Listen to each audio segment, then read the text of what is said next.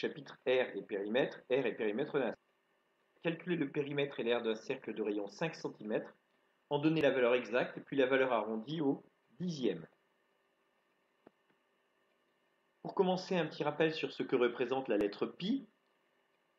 Pi représente un nombre qu'on ne peut écrire puisque la partie décimale est infinie.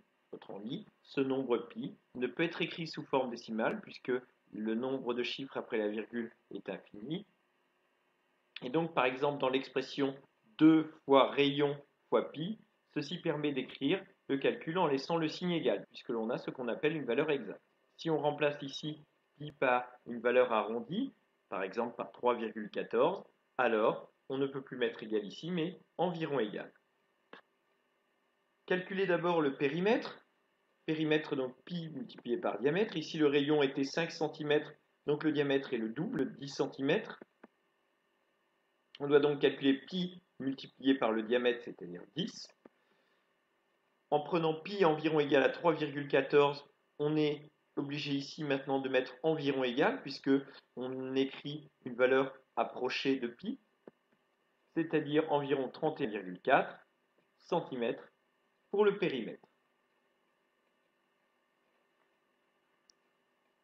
Avec la calculatrice, pour obtenir le nombre pi qui est écrit ici en jaune, il faut d'abord appuyer sur Shift, pi multiplié par 10, et on retrouve donc 31,41 après 59. Si on arrondit au dixième, on va donc couper entre le 4 et le 1.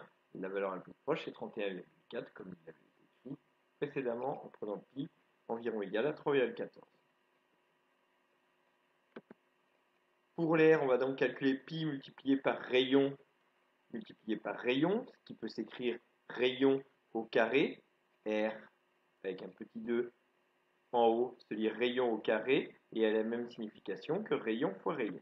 Si le rayon est 5, on va donc calculer pi fois 5 fois 5, pi multiplié par 25, ce qui donne environ égal, puisque quand on remplace pi par 3,14, on n'a pas la valeur exacte de pi, puisqu'on ne peut pas l'écrire, et ce qui donne environ 78,5 cm².